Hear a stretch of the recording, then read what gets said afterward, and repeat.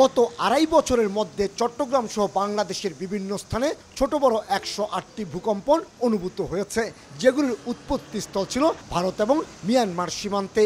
এর মধ্যে 2023 সালে 32 দফা, 2024 সালে রেকর্ড 53 এবং চলতি বছরের 4 মাসে 23 দফায় ভূকম্পন অনুভূত হয়। গড়ে 3 থেকে 5 মাত্রায় এই ভূকম্পন অনুভূত হলো। 28 মার্চ অনুভূত ভূমিকম্পে রিক্টার স্কেলের মাত্রা ছিল 7-এর বেশি। মিয়ানমার বা বার্মিজ টেকটনিক প্লেটের খুব কাছে অবস্থান বন্দরনগরী চট্টগ্রামের। আবার ইন্ডিয়ান কিংবা ইউরেশিয়ান প্লেটের বেশি দূরে নয় এই অঞ্চল। গতিশীল 3টি টেকটনিক প্লেটের কোথাও 8.5 কিংবা 8 মাত্রার ভূকম্পন সৃষ্টি হলে কম দূরত্বের কারণে চট্টগ্রামে তা অনুভূত হবে রিক্টার স্কেলে 6 থেকে 7 মাত্রায়। আর তাতেই চট্টগ্রামের 80% বহুতল ভবন মারাত্মকভাবে ক্ষতিগ্রস্ত হওয়ার পাশাপাশি 70,000-এর বেশি মানুষ হতাহত হওয়ার আশঙ্কা বিশেষজ্ঞদের। শুধু হতাহত না, এখানে কিন্তু ন্যাশনাল ইকোনমি লস হবে এবং সেগুলো মানুষ মারা যাবে, এটা কথাটা কিন্তু আমাদের যে ইকোনমিটা ধ্বংস হয়ে যাবে। চট্টগ্রাম সমুদ্র বন্দর সেটা কিন্তু মারাত্মক ধরনের ক্ষতিগ্রস্ত হবে। যদি সেটা বন্ধ হয়ে যায় তখন এক্সপোর্ট ইম্পোর্ট বন্ধ হয়ে যাবে।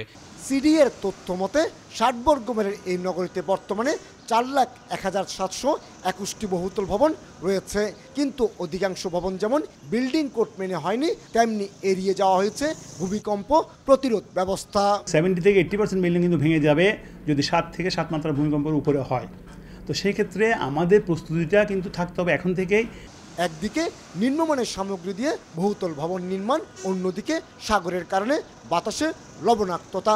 এর ফলে ভূমিকম্পে বহুতল ভবনগুলো সহজে ক্ষতিগ্রস্ত হওয়ার আশঙ্কা ফায়ার সার্ভিসের। চট্টগ্রামে যে সকল ভবন আদি নির্মাণ করা হচ্ছে সেক্ষেত্রে একটা সম্ভাবনা রয়েছে যে আপনার সল্টি ওয়াটার ইউজ করলে কিউরিংয়ের ক্ষেত্রে, নির্মাণ সামগ্রী কিউরিংয়ের ক্ষেত্রে এটা একটা অন্তরায় হয়ে দাঁড়ায়।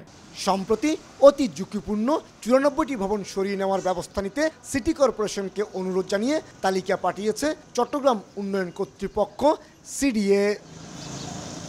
ভূপ্রকৃতিগতভাবে বন্দরনগরী চট্টগ্রাম ভূমিকম্প প্রবণ এলাকা, এটি সবারই জানা। আর বিশেষজ্ঞরা বলছেন 6 থেকে 7 মাত্রার ভূকম্পন হলে এই নগরীর অন্তত 80% ভবন মারাত্মক ক্ষতিগ্রস্ত হবে। তারপরও টনক নড়ছে না সরকারি সংস্থাগুলোর।